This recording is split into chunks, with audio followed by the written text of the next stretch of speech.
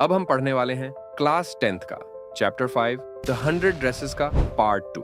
अगर तुमने अभी तक पार्ट 1 नहीं देखा तो पहले जाकर पार्ट 1 देखो, तभी तुम्हें पार्ट 2 समझ आएगा। कहानी शुरू होती है स्कूल की एक मॉर्निंग से, जब मिस मेसन एक लेटर पढ़ती हैं जो वांडा के फादर ने भेजा होता है। उस लेटर में लिखा होता है, dear teacher, Wanda won't come to school anymore.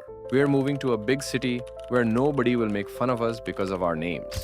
ये पढ़ते ही क्लास में एकदम साइलेंस छा जाता है। सब स्टूडेंट्स शॉक में होते हैं और कुछ स्टूडेंट्स के चेहरे पर गिल्ट साफ दिखता है, स्पेशली मैडी, क्योंकि वो चुप थी और उसने वांडा के सपोर्ट में कुछ भी नहीं कहा और कुछ ना कहना वो भी एक गलती थी। मैडी के मन में गिल्ट इतना बढ़ जाता है कि उसे लगता है अगर मैं टाइम पर कुछ बोलती तो शायद वांडा को ये स्कूल छोड़ना नहीं पड़ता। वो पेगी के साथ डिसाइड करती है कि चलो वांडा के घर जाकर उससे सॉरी बोलते हैं। दोनों गर्ल्स बॉगिन्स हाइट्स जाती हैं, जहां वांडा रहती थी, लेकिन जब तक वो वहां पहुंचती हैं तब तक घर खाली हो चुका था। वांडा और उसके परिवार वाले जा चुका थे। फिर दोनों वापस आ जाती हैं, लेकिन मैडी का गिल्ट कम नहीं होता। वो अपने आप से एक प्रॉमिस लेती है, मैं कभी भी किसी गलत बात के खिलाफ चुप नहीं रहूंगी। उस दिन के बाद मैडी बदल जाती है। फिर कुछ दिनों बाद टीचर एक और लेटर पढ़ती है। इस बार वांडा का लेटर होता है। वांडा ने लिखा होता है कि वो पेगी एंड मैडी को ड्रेसेस गिफ्ट कर रही है और वांडा ने जो ड्रेस भेजी थी वो असल में ड्राइंग थी, यानी उसकी बनाई हुई पेंटिंग्स थी, ओरिजिनल ड्रेसेस नहीं थी।